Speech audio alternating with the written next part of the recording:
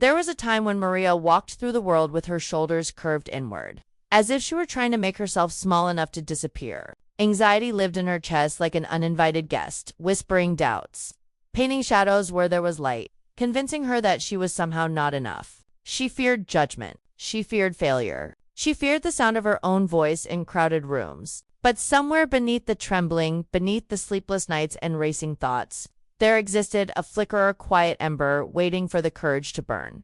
And then, slowly, beautifully, Maria began to rise. It did not happen overnight. Healing never does. It came in fragments in mornings when she chose to look in the mirror and speak kindness instead of criticism. It came in the moments she stopped apologizing for existing, for taking up space, for having dreams too big for others to understand. She learned that confidence is not the absence of fear, but the decision to move forward anyway, to stand in her truth, even when her knees shake. And with each small act of bravery, her spine straightened. Her chin lifted. She stopped shrinking. She began to bloom. Maria discovered that beauty was never about perfection, it was about presence. It was in the way her eyes softened when she listened, the way her laughter filled a room like music, the way her scars told stories of survival rather than shame. She realized her body was not an apology to be made, but a home to be honored. And when she finally stopped searching for validation in the eyes of others and turned inward, she found something extraordinary.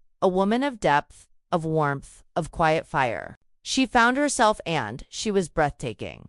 Love, she learned, must begin at home. So she built a sanctuary within her own heart. She spoke to herself the way she would speak to a cherished friend, with patience, with grace, with unwavering belief. She stopped waiting for permission to be happy. She stopped postponing joy until she became better or thinner or more successful.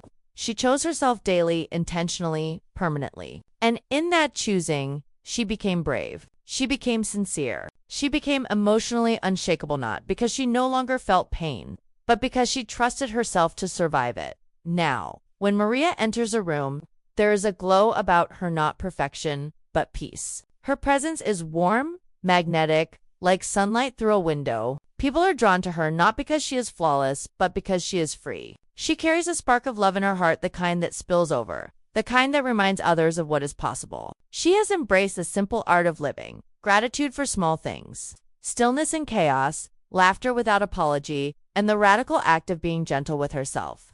This is Maria now, not broken, not fixed, but whole, not fearless, but courageous, not perfect, but profoundly, unapologetically alive.